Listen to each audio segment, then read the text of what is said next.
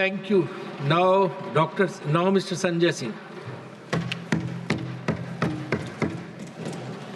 धन्यवाद मान्यवर, आपने इस महत्वपूर्ण विषय पे भारत के संविधान के 75 वर्ष पूरा होने पर जो चर्चा हो रही है, उस चर्चा में मुझे भाग लेने का अवसर दिया, मुझे बोलने का अवसर दिया।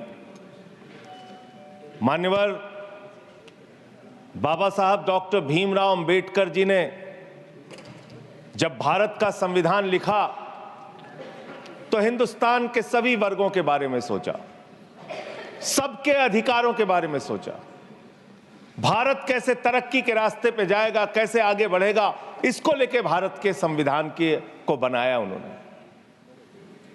और उसमें एक एक करके जो संविधान की मूल आत्मा है वो मैं आपके सामने पढ़ना चाहूंगा कि उनकी मंशा क्या थी, हमारे संविधान की मंशा क्या है।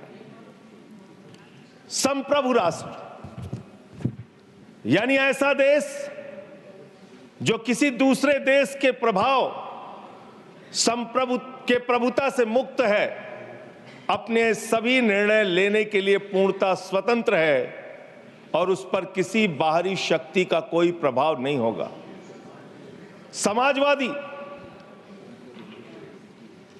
समाजवाद एक ऐसा विचारधारा है जो ये मानती है कि समाज के सभी लोगों तक संपन्नता का हिस्सा पहुंचना चाहिए। धन संपत्ति भी समाज से ही उपजती है, तो उसका बंटवारा भी शांतिपूर्ण और न्यायपूर्ण तरीकों से लोगों के बीच होना चाहिए।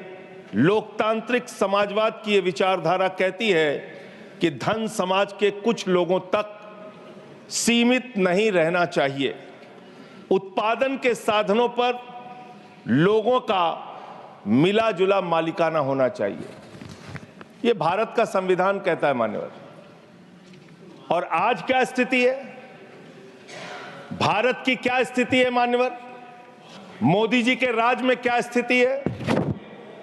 5%, देश के 5% लोगों के पास देश की 60% संपत्ति है और देश के 50% लोगों के पास मात्र 3% संपत्ति है। और पिछले 2012 से लेकर अगर 21 तक का आप रिकॉर्ड इनका देखेंगे तो 40% संपत्ति 1% लोगों के पास गई है। यह है इनकी समाजवाद की विचारधारा, यह है इनकी बराबरी की सोच, यह किस तरीके से ये भारत के अंदर गैर बराबरी को जन्म दे रहे हैं। समाजवादी आंदोलन में नारा लगता था, जब तक दुखी इंसान रहेगा धरती पर तूफान रहेगा। नारा लगता था रोटी कपड़ा और मकान मांग रहा है हिंदुस्तान। नारा लगता था धन और धरती बट के रहेगी, भूखी जनता चुप न रहेगी। लेकिन आज भारत को इस हालत में इन्होंने पहुंचा दिया है मान्यवर, जहां पर 3% संपत्ति 50% लोगों के पास है और 5% लोगों के पास देश की 60% संपत्ति है। इसके आगे हमारा संविधान कहता है सेकुलरिज्म की बात, धर्मनिरपेक्षता, जिसका खुलेआम आप विरोध कर रहे हैं। ये एक ऐसी सरकार है, हमारे प्रधानमंत्री जी भारत के संविधान पे शपथ लेकर देश के प्रधानमंत्री बने। यहां पे बैठे हुए सांसद संविधान की शपथ लेते हैं, मंत्री संविधान की शपथ लेते हैं, लेकिन संविधान में लिखी हुई बातों को नहीं मानते। धर्मनिरपेक्षता से इनको मतलब नहीं है। हमको अगर दर्शन करना होता है मान्यवर तो हम काशी जाते हैं, महाकाल का दर्शन करने उज्जैन जाते हैं, प्रभु श्री राम का दर्शन करने अयोध्या जाते हैं। लेकिन भाजपाइयों को जब दर्शन करना होता है तो ये मस्जिद में भगवान का दर्शन करने जाते हैं, मस्जिद में भगवान का दर्शन करने जाते हैं। मस्जिद में मंदिर खोज रहे हैं पूरे देश के अंदर। तो इसलिए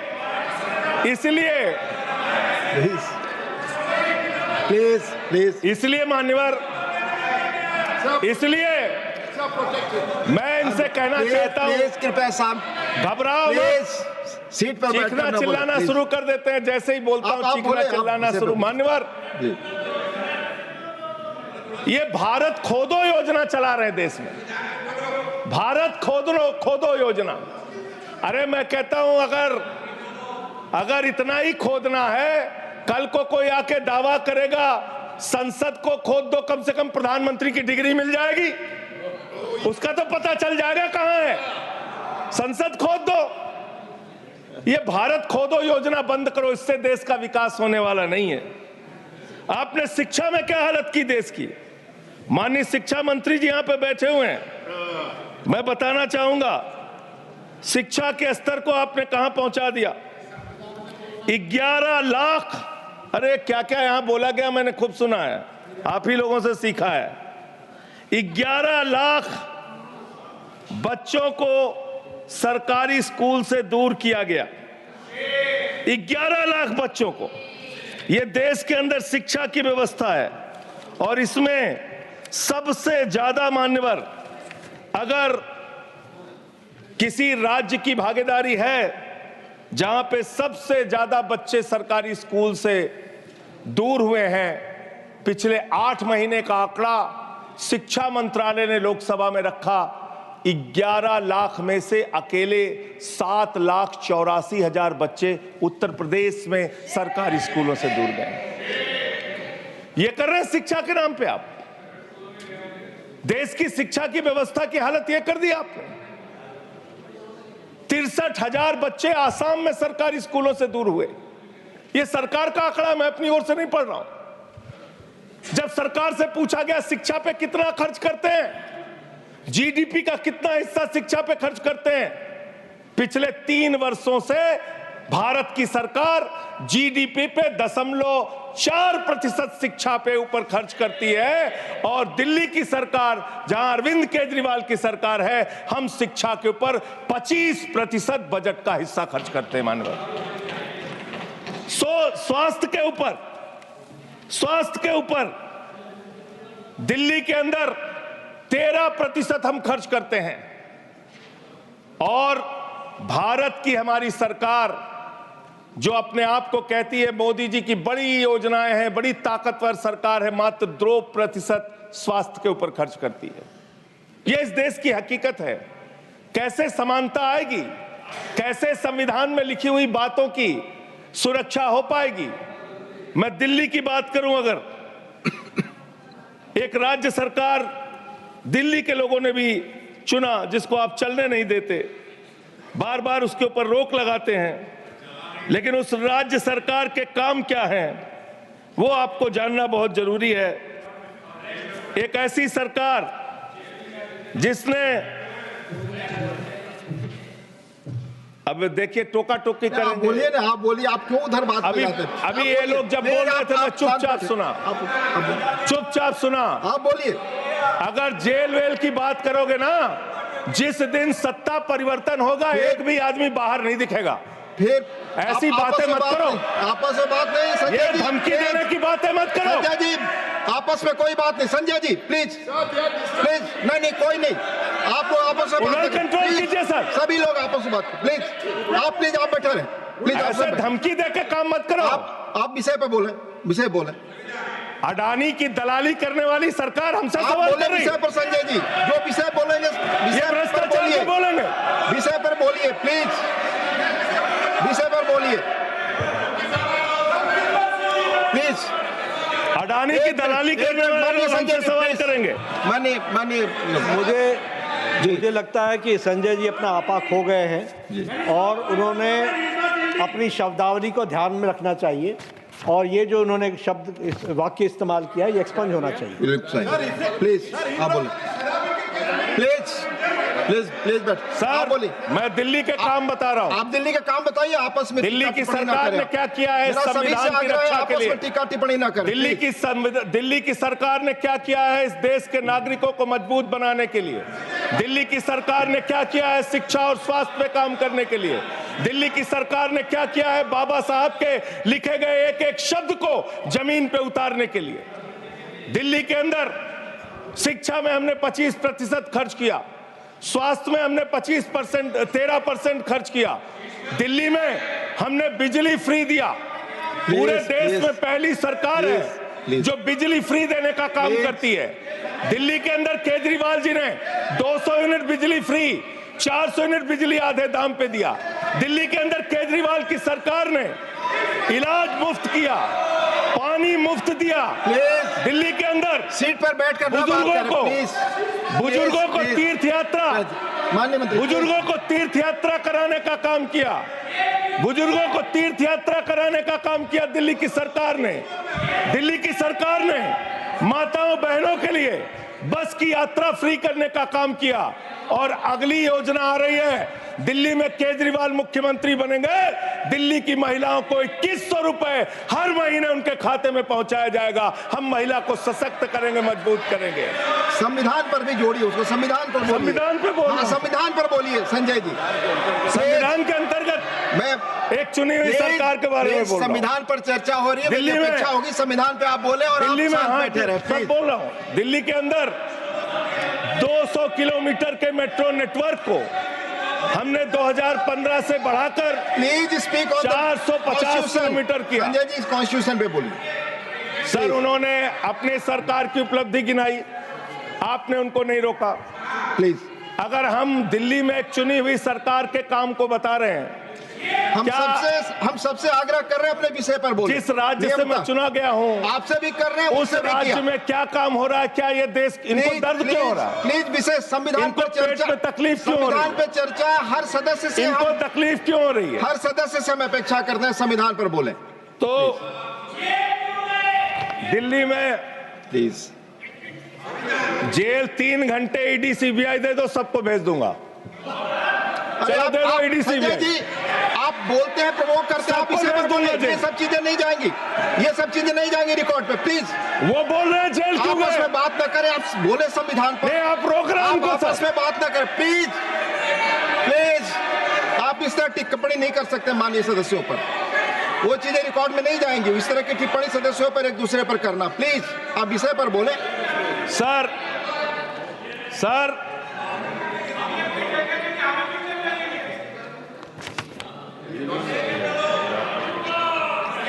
3 सर आप ही का चेहरा दिख रहा है सर।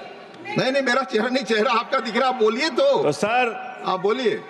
ये लोग भ्रष्टाचार के खिलाफ जब बोलते हैं, भ्रष्टाचार के खिलाफ जब बोलते हैं भाजपा के लोग, तो लगता है ओसामा बिन लादेन अहिंसा पे उपदेश दे रहा है। ये भ्रष्टाचार के खिलाफ बोलेंगे। 3,02,000 करोड़ रुपए का ठेका इन लोगों ने इलेक्टोरल बॉन्ड के नाम पे लिया सर। 3,02,000 करोड़ रुपए का ठेका इन लोगों ने इलेक्टोरल बॉन्ड के नाम पे विषय पर बोलिए दिया संजय जी, है। विषय पर प्लीज सर विषय पर बोलिए। सर जो आप मालूम है कि विषय पर बोले, गाय काटने वाली कंपनी से चंदा लेने वाले लोग मेरे ऊपर सवाल उठा रहे हैं। आपस में बात नहीं, गाय प्लीज। काटने वाली कंपनी से चंदा लेने वाले लोग, प्लीज प्लीज, ये मंत्री का चुनाव है। आप विषय पर बोले संजय जी। सर देश के अंदर एक चुनी हुई सरकार है, संविधान के तहत वो सरकार चुनी हुई है, संघीय ढांचे का जिक्र उस संविधान के अंदर किया गया है, उसको आप क्यों नहीं मानते? दिल्ली की सरकार को क्यों नहीं चलने देते? हमारे सारे काम पे रोक क्यों लगाते हैं आप? आपने सबसे बेहतरीन देश की काम करने वाली सरकार, एक ऐसी सरकार, जब अमेरिका के राष्ट्रपति की पत्नी हिंदुस्तान आई तो मोदी जी ने पूरे देश का हवाला दिया। गुजरात का स्कूल देख लो, मध्य प्रदेश का देख लो, उत्तर प्रदेश का देख लो, हरियाणा का देख लो। उसने कहा हमें केजरीवाल का स्कूल देखना है, मनीष सिसोदिया ने जो स्कूल बनाया है वो स्कूल देखना है। ये काम हमने किया। आज दिल्ली के स्कूल की मॉडल के स्कूल मॉडल की चर्चा पूरी दुनिया में हो रही है, अस्पताल के मॉडल की चर्चा पूरी दुनिया में हो रही है। ये मंत्री है सरकार के।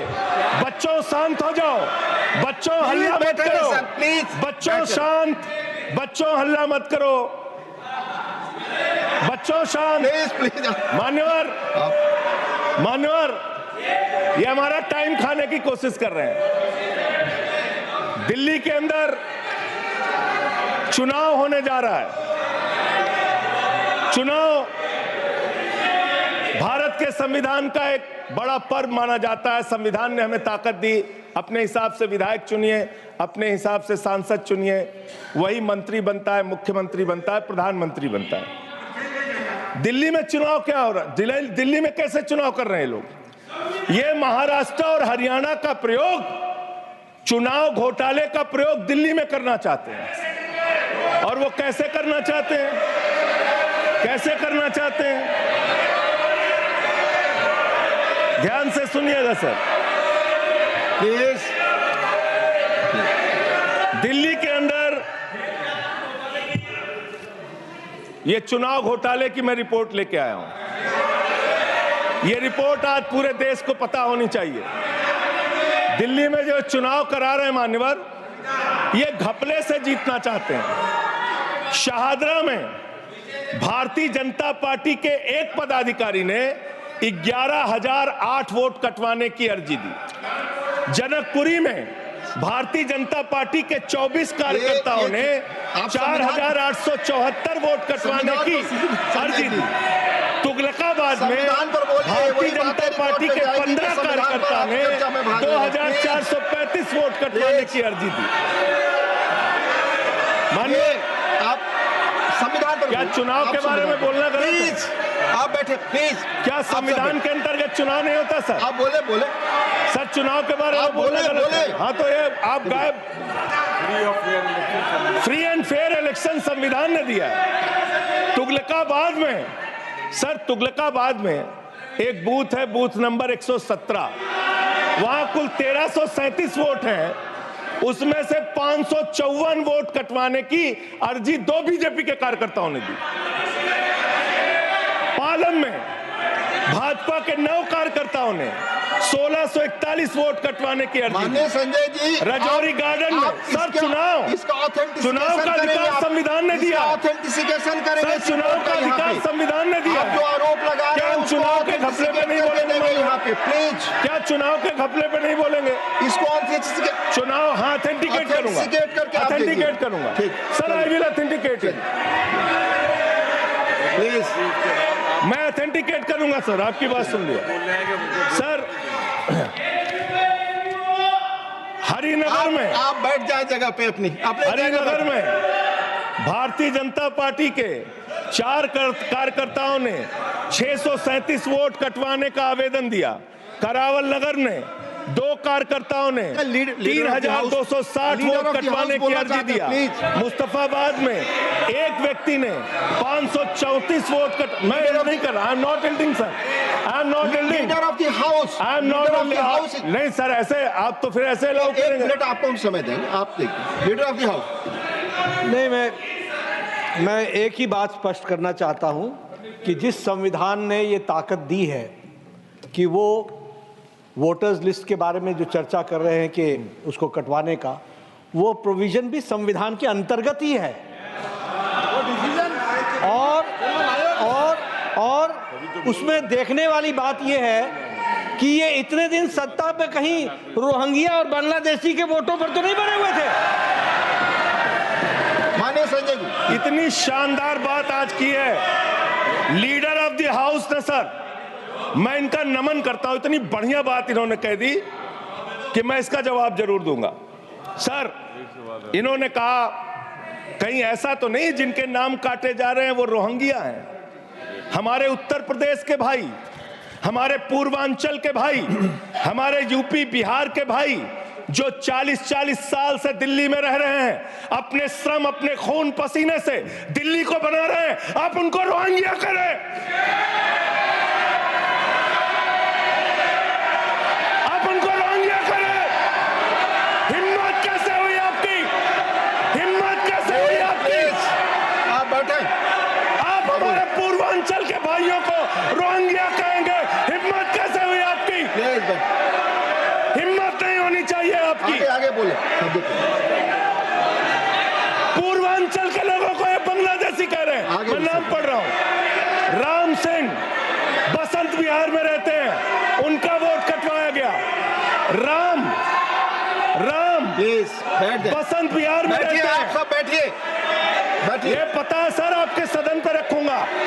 ये हिंदू लोग हैं, हिंदू लोग हैं। इनका नाम राम है, इनका नाम राम है। राम, इनका नाम राम है। राम। प्लीज बैठे। छोटे लाल वर्मा, आप बैठे। छोटे लाल वर्मा, अंबेडकर नगर, बस्ती, आरकेपुरम, दिल्ली, इनका नाम कटवाया गया। सोनिया, अंबेडकर नगर, बस्ती, आरकेपुरम, इनका नाम कटवाने की अर्जी दी गई। संतोष कुमार, अंबेडकर नगर, बस्ती, आरकेपुरम, इनका नाम कटवाने की अर्जी दी गई। आशा, अंबेडकर नगर, बस्ती, आरकेपुरम, इनका नाम कटवाने की अर्जी दी गई। गीता, हरकेश, सुशील कुमार, नरेंद्र, सुमन, ये सारे नाम लेके आया हूं। ये हमारे यूपी के, बिहार के, ये दिल्ली में रहने वाले 40-40 साल पुराने रहने वाले लोग हैं। ये बांग्लादेशी नहीं है, ये रोहिंग्या नहीं है। इनको आपने रोहिंग्या और बांग्लादेशी कहा है। पूर्वांचल के लोग आपकी जमानतें जब्त कराएंगे दिल्ली के चुनाव में, देखना। सर आप ही दिख रहे हैं, मेरी बात तो नहीं जा रही। आप ही बोल रहे हैं। सर आपको मैंने नाम पढ़ के बता दिया। ये लिस्ट यहां रखूंगा और मैं चाहता हूं ये ऑथेंटिकेट करने के लिए आपने कहा मैं नाम दूंगा। इसकी उच्च स्तरीय जांच कराइए, कैसे इन लोगों के नाम कटवाने की अर्जी दी जा रही है। यही महाराष्ट्र में घोटाला किया इन लोगों ने, यही हरियाणा के अंदर घोटाला किया इन लोगों ने। ये चुनाव घोटाले से जीतना चाहते हैं। दिल्ली में ये चाल चलेगी नहीं, याद रखना। केजरीवाल और आम आदमी पार्टी यहाँ पे बैठी है। संविधान पर बोलिए। यहाँ पे ये चाल नहीं, संविधान पे बोल रहा हूँ सर। संविधान, ये चुनाव ही गड़बड़ कर देंगे। इसे आगे बढ़िए। चुनाव ही गड़बड़ करेंगे तो संविधान कहां से बचेगा सर? चुनाव ही निपटाने पे लगे हुए ये लोग। सर दूसरी बात हुई दलितों के अधिकार की और बांग्लादेशी घुसपैठिया। सर पिछले 10 साल से हिंदुस्तान में किसकी सरकार है सर? क्या यहाँ पे ट्रंप की सरकार है? क्या ओबामा की सरकार है? यहाँ पे, यहाँ 10 साल से किसकी सरकार है? 10 साल से यहाँ पे महामानव की सरकार है। महामानव की सरकार है 10 साल से। मैं महामानव से पूछना चाहता हूं, नरेंद्र मोदी जी से पूछना चाहता हूं, अमित शाह जी से पूछना चाहता हूं, सीमा की सुरक्षा किसके जिम्मे है? अमित शाह के जिम्मे है। सीमा किससे लगती है? बांग्लादेश की, त्रिपुरा से लगती है, आसाम से लगती है, बंगाल से लगती है। कोई बांग्लादेशी त्रिपुरा से, बंगाल से, आसाम से, झारखंड पार करके, यूपी पार करके, बिहार पार करके दिल्ली कैसे आ गया? आप लोग घास छीन रहे थे क्या? आपकी सरकार घास छीन रही थी क्या? कैसे आ गए भाई यहाँ पे बांग्लादेशी? और 10 साल में 10 बांग्लादेशी घुसपैठिया दिल्ली से भगाया हो तो उसका नाम बता दो, उसका नाम बता दो। 10 साल में 10 बांग्लादेशी घुसपैठिया दिल्ली से भगाया हो तो उसका नाम बताओ ना। राजनीति क्यों करते हो?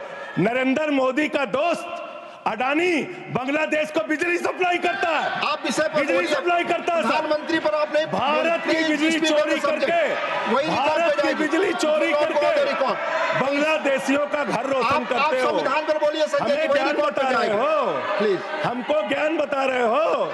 हजारों करोड़ की बिजली चोरी करके झारखंड की बिजली। सर आप ही आ गए सर, मेरा तो नाम गायब हो जाता हूं मैं। सर झारखंड की बिजली चोरी करके, भारत की बिजली चोरी करके अडानी बांग्लादेश को पहुंचाता है। ये आप ही सब्सिडेट करेंगे? इसको भी करेंगे। हाँ, करें। जितना आप बोलेंगे सब हाजिर कर देंगे साहब। आप इस सब्सिडेट करेंगे, इसलिए आरोप लगा रहे हैं। हाँ एकदम करेंगे। ये दोहरी नीति नहीं चलेगी। आपके लड़के कतर के शेखों के साथ बिजनेस करेंगे, दुबई के शेखों के साथ बिजनेस करेंगे, यहाँ मुसलमानों के खिलाफ हिंसा की बात करोगे। मैं एक बात इन लोगों को समझाना चाहता हूँ, दिल्ली चुनाव में आ रहे हो, शांति से आना, एकदम शांति से आना। यहाँ पे अगर गंदी राजनीति की, हिंदू मुसलमान किया, तो हमने दिल्ली वालों को सिखा दिया है, जब तुम कहोगे हिंदू मुसलमान, वो कहेंगे स्कूल अस्पताल, स्कूल अस्पताल, स्कूल अस्पताल। आपको मैं बताना चाहता हूँ, यहाँ किसी भी तरह की तानाशाही और दादागिरी दिखाने की कोशिश मत करना। दिल्ली का चुनाव मुद्दों के ऊपर लड़िए, चुनाव का घोटाला मत कीजिए। चुनाव हार रहे हो तुम 3 बार से, तो तुम सोच रहे हो वोटर लिस्ट में गड़बड़ी करा देंगे, इससे काम नहीं चलेगा सर। हम काम की बात करते हैं, दलितों के अधिकार की बात यहाँ पे हुई, दलितों के अधिकार की बात। मान्यवर ST, SC, OBC, ये 3 कैटेगरी, ST, SC, OBC, ये तीन कैटेगरी में भारत सरकार के अंदर ज्वाइंट सेक्रेटरी लेवल पे और सेक्रेटरी लेवल पे 322 अधिकारी हैं। और सरकार का आंकड़ा है, मेरा नहीं। ये क्या कह रहे हैं? ये कह रहे हैं दलित SC कैटेगरी के अनुसूचित जाति 16, ST 13, 39 OBC और 254 जनरल कास्ट के लोग हैं। ये आपका दलितों, पिछड़ों और आदिवासियों के प्रति न्याय है। ये कर रहे हैं आप उनके साथ। लेटरल एंट्री के जरिए आप दलितों, पिछड़ों, आदिवासियों का आरक्षण खा रहे हैं। आप IAS की नौकरी में बहुत सारे बच्चे, 125 बच्चे हैं सर, जिनको इन्होंने क्रीमी लेयर के नाम पे IAS, PCS, IFS बनने से वंचित कर दिया। ये इनका इतिहास है। ये कर रहे हैं दलितों के साथ सर, मंदिरों में घुसने नहीं देते। इनकी मानसिकता ये है, इनकी मानसिकता ये है। इन्होंने अयोध्या में मंदिर का शिलान्यास किया। उस समय हमारे प्रधानमंत्री गए, मुख्यमंत्री उत्तर प्रदेश के गए, राज्यपाल भी गई। उस समय के राष्ट्रपति रामनाथ कोविंद जी को नहीं बुलाया इन्होंने। मंदिर के उद्घाटन में इन्होंने श्रीमती द्रौपदी मुर्मू जी को नहीं बुलाया, क्योंकि वो दलित समाज से थे, ये आदिवासी समाज से हैं। आपकी मानसिकता ये है। 100 वर्ष हो गए RSS को, एक भी दलित, पिछड़ा और आदिवासी आज तक RSS का प्रमुख क्यों नहीं बना? इसका जवाब दो, इसका जवाब दो। आप नफरत करते हैं दलितों से, पिछड़ों से, आदिवासियों से, ये आपकी मानसिकता है। इसलिए आगे कॉन्स्टिट्यूशन पढ़ता हूं सर, आगे क्या लिखा हुआ है? आगे लिखा हुआ है डेमोक्रेटिक, लोकतांत्रिक भारत देश की जनता अपने प्रतिनिधि खुद चुनती है। वोट के माध्यम से सभी के वोटों का महत्व बराबर है। जनता के द्वारा जनता का प्रतिनिधि चुना जाता है, जनता के द्वारा जनता का प्रतिनिधि चुना जाता है।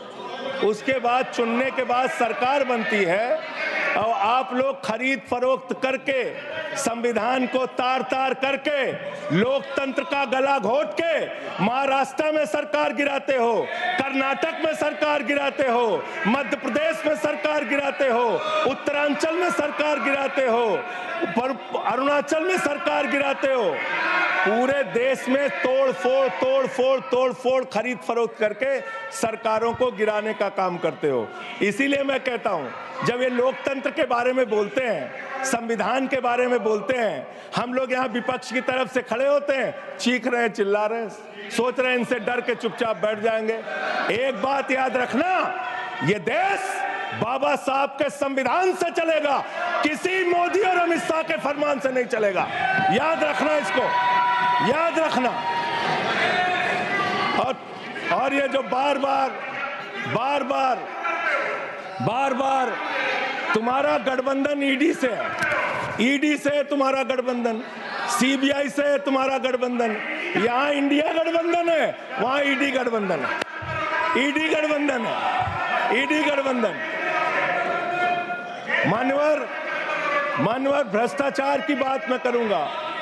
भारत के प्रधानमंत्री जिन्होंने देश के बड़े बड़े फैशन डिजाइनरों को भी फेल कर दिया, इतना सज के चलते हैं, इतना सज के चलते हैं सर। प्रधानमंत्री इटली का चश्मा, आप जानते हैं, इटली आप नहीं की घड़ी, आप ये सब चीजें नहीं जानते। यहाँ हमारे नेता पे टिप्पणी हो रही है, आप नहीं बोल रहे हैं। आप नहीं बोल सकते। हमारे नेता पे टिप्पणी हो रही है, आप नहीं बोल रहे हैं। प्रधानमंत्री पर आप टिप्पणी नहीं कर आप सकते। हमारे नेता पे संवैधानिक केजरीवाल पे टिप्पणी हो रही है, आप नहीं बोल रहे हैं। आप please speak on the subject. हमारा टाइम बचा है सर। हाँ, तो आप बोले सब्जेक्ट पर बोले। सब्जेक्ट पे बोल। हाँ, ये टिप्पणियां नहीं जाएंगी आपकी रिकॉर्ड पे। सर बच्चों शांत हो जाओ, बच्चों शांत हो जाओ, स्पीक, बच्चों शांत, प्लीज स्पीक। बच्चों शांत हो जाओ बच्चों। मानवर, न्याय की बात, भारत का संविधान सभी नागरिकों को सामाजिक, आर्थिक, राजनीतिक स्तर पर न्याय देने का वादा करता है। ये न्याय दे रहे हैं भारत के लोगों को सर, ये न्याय कर रहे हैं भारत की जनता को, ये न्याय दे रहे हैं। आज चुनी हुई सरकारों को प्लीज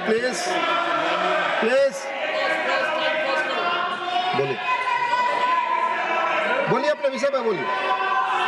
सर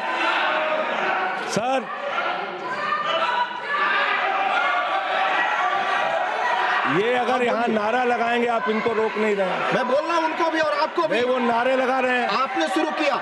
माननीय प्रधानमंत्री पर टिप्पणी नहीं, मैं अगर यहाँ नारा लगाऊंगा, प्लीज आप इसे पर बोलिए, संविधान पर बोलिए।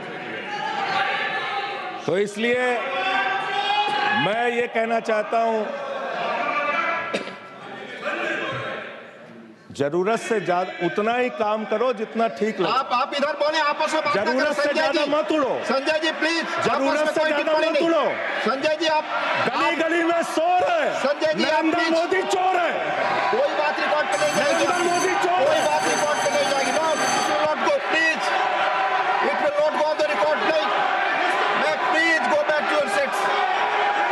नहीं, आप ये गलत, नहीं सर, आप दुरुपयोग कर रहे हैं समय का। कैसे केजरीवाल को बोल रहे हैं? केजरीवाल को कैसे बोल रहे हैं? आप सब पीछे जाए, आप प्लीज, आप पीछे जाइए, प्लीज नागर जी, प्लीज आप पीछे जाइए। आप इसे पर बोलिए, इनको चुप कराइए सर। आपने जो भी प्रधानमंत्री जी पर टिप्पणी की है और जो भी नारे उनके खिलाफ लगाए, रिकॉर्ड ये भी बोलिए कि मुख्यमंत्री पर जो टिप्पणी की है वो भी जाएगा। आप बोलिए, वो भी हट जाएगा। आप पहले बोले, वो भी हट जाएगा। आपका समय खत्म होगा, मैं खत्म करूंगा। प्लीज मान्यवर, पिछले दिल्ली के अंदर कानून व्यवस्था की क्या हालत है? कल हमने महिला अदालत किया दिल्ली में। देश की राजधानी दिल्ली आज अपराधों से सहमी हुई है, परेशान है। क्या हालत है सर? 2019 से महिलाओं के खिलाफ अपराध में दिल्ली में 41% वृद्धि हुई है। 14,000 महिलाओं के खिलाफ अपराध, हिंसा का अपराध, बलात्कार का अपराध 1 साल के अंदर हुआ है। हर दिन दिल्ली के अंदर 3 से 4 रेप की घटनाएं हो रही हैं और 2019 से 3500 रेप की घटनाएं हुई और प्रतिदिन दिल्ली में 5 से 6 महिलाओं को असॉल्ट किया जाता है। ये आंकड़े हैं सर। 11 महिलाएं और बच्चियां प्रतिदिन किडनैपिंग का शिकार होती है दिल्ली में। ये दिल्ली की हकीकत है। देश की राजधानी में 33% रेप की घटनाओं में और 41% किडनैपिंग की घटनाओं में देश के 19 शहरों के मुकाबले वृद्धि हुई है। दिल्ली के अंदर ये कोर्ट है, सारे रिकॉर्ड रख दीजिएगा। हाँ रख दूंगा। ये कोर्ट, दिल्ली के कोर्ट में सर आपको जान के हैरानी होगी, देश की राजधानी है दिल्ली, दिल्ली के कोर्ट में हत्या की घटना हुई। जज के सामने हत्या सर, जज हत्या की घटना हुई। आप बताइए, प्लीज ये नारे दिल्ली न में लगाए, रिकॉर्ड पे नहीं जाएगा आपके नारे, प्लीज कृपया कृपया नारे न लगाएं आप, प्लीज।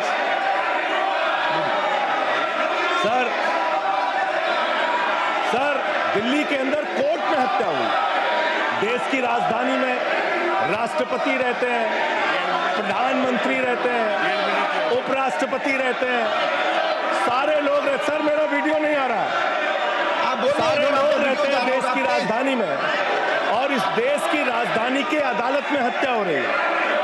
इसलिए मान्यवर, मैं आपके माध्यम से अनुरोध करना चाहता हूं, अंत में एक बात कह के, आज जब मैं आ रहा था, काशी लंका में रेहड़ी पटरी वालों की दुकानें तोड़ी जा रही हैं, गरीबों को उजाड़ा जा रहा है। जिस राजधानी दिल्ली में हम लोग रहते हैं सर, झुग्गी बस्तियों को तोड़ा गया, झुग्गी बस्तियों को उजाड़ा गया, और हर साल का आंकड़ा है, मैं आपके सामने रखा। मेरा आग्रह होगा, प्लीज अपने सीट पर जाएं, प्लीज। मान्यवर, एक बशीर बद्र की लाइन है, लोग टूट जाते हैं, बस खत्म हो रहा है।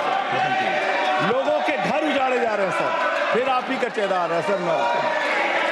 गरीबों को घर उजाड़ा जा रहा है दिल्ली में। बशीर बद्र की एक लाइन के साथ अपनी बात को खत्म करूंगा। लोग टूट जाते हैं एक घर बनाने में, तुम तरस नहीं खाते बस्तियां जलाने में। लोगों को उजाड़ना बंद करो। तुमने अयोध्या में उजाड़ा, तुमने काशी में उजाड़ा, तुमने दिल्ली में उजाड़ा। ये बुलडोजर राजनीति से देश का भला होने वाला नहीं है। ये चीखने चिल्लाने से कुछ नहीं होने वाला है, और तुम्हारी तानाशाही के आगे झुकेंगे नहीं कभी। धन्यवाद। ये नारेबाजी लगा के धन्यवाद, तुम धन्यवाद रोक नहीं संजय जी, पाओगे। धन्यवाद, बहुत बहुत धन्यवाद। धन्यवाद। प्लीज माननीय लीडर, प्लीज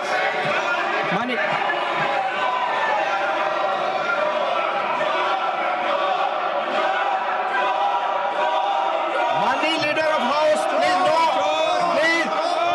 आप एक दूसरे पर टिक्का टिप्पणी और इस तरह के नारे न लगाएं, प्लीज प्लीज प्लीज। नो, आपस में बातें, प्लीज। माननीय एलओपी, आप कुछ बोलने वाले थे। नहीं, माननीय लीडर ऑफ हाउस, 3 बातें बताना चाहता हूँ। जी। पहली बात, जो संजय सिंह जी ने कही कि फलाने राम फलाने राम फलाने राम, संविधान में, इलेक्शन कमीशन में पूरा अधिकार है किसी व्यक्ति को किसी के वोट कर ऑब्जेक्शन करने का, और ऑब्जेक्शन में रीज़न देने का होता है। जिन लोगों ने भारतीय जनता पार्टी की तरफ से ऑब्जेक्शन दिया है तो साथ में रीज़न भी दिया है, और वो चाहे पूर्वांचल हो, चाहे रोंगिया हो, चाहे बांग्लादेशी हो, चाहे घुसपैठिया हो, वो सब उसमें आते हैं। दूसरी बात, इसलिए इसको राजनीतिक रंग देने की जरूरत नहीं है। इसको संजय जी प्लीज बैठिए। आप प्लीज बैठिए। मैं आपसे आग्रह करता हूं, संजय जी प्लीज बैठिए। ये आपस में गला फाड़ प्रतियोगिता ना करें, प्लीज बैठे, प्लीज। हाँ, इसको संविधान के नजरिए से देखने की आवश्यकता है, और आज हम संविधान पर चर्चा कर रहे हैं। इसको राजनीतिक रंग देने की जरूरत नहीं है। दूसरी बात आपने कही, सरकारें गिरा दी। अरे भाई, मध्य प्रदेश में हम 5वीं बार चुन करके आ गए, उत्तर प्रदेश में हम दूसरी बार लगातार आ गए। आपने महाराष्ट्र के बारे में कहा कि खरीद फरोख्त हुई, महाराष्ट्र ने landslide victory Bharatiya Janata party को दी। अरुणाचल प्रदेश में राउत साहब लैंडस्लाइड, आप तो उस दिन बोल रहे थे कि मैं तो विश्वास ही नहीं कर पा रहा हूं, लैंडस्लाइड। और अरुणाचल प्रदेश में लगातार तीसरी बार आ गए हम, गोवा में लगातार हम तीसरी बार आ गए। हम हैट्रिक बना रहे हैं। और जनता के आशीर्वाद से आ रहे हैं और वह समय दूर नहीं जब दिल्ली में भी आएंगे। लेकिन मैं संजय जी से यह जरूर कहना चाहता हूं कि भावनाएं कभी भी सीमा को क्रॉस नहीं करना चाहिए और इस सदन के डिबेट को जहां जहां आपने उसका स्तर नीचा किया है, उपसभापति जी आप जरा रिकॉर्ड देख करके उनको एक्सपंज करने की कृपा करेंगे, इतना ही मैं देखा जाएगा।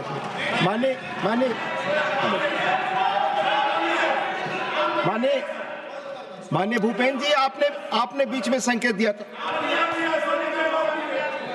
माननीय भूपेंद्र जी प्लीज, आप बोल चुके हैं, प्लीज बोल चुके हैं। सर, नियम 238 है, उसके 2 बिंदु हैं। 238 का एक है, ऐसा कोई तथ्यात्मक विषय जिसमें न्यायिक विषय विचाराधीन हो। Election commission quasi judicial authority के रूप में काम करता है। आपको अगर ऑब्जेक्शन है तो वहाँ डिसीजन के लिए अभी फैक्ट पे विषय पेंडिंग है, तो ऐसे तथ्यात्मक विषय को यहाँ पर उल्लेख नहीं कर सकते क्योंकि आप खुद ही गए हुए हो। तो इलेक्शन कमीशन की क्वासी जुडिशियल डिसीजन है, आप यहाँ चर्चा नहीं कर सकते। दूसरा, 238 का 4, राज्यसभा के किसी निश्चय पर जो भी मोशन हम लेके आते हैं उसे रद्द करने का प्रस्ताव के अतिरिक्त आक्षेप नहीं करेगा। आप संविधान के अतिरिक्त जो भी बोल रहे हैं वो आप गलत बोल रहे हैं, नियमों के तहत आप उसको हटा दीजिए। धन्यवाद। माननीय संतोष कुमार पी, माननीय संतोष कुमार पी, आप बोल चुके हैं संजय नहीं। माननीय संतोष कुमार पी, माननीय संतोष कुमार पी, प्लीज आपकी बात रिकॉर्ड पे जाएगी। संतोष कुमार पी, संजय जी बैठ जाए, बैठ जाए, बैठ जाए।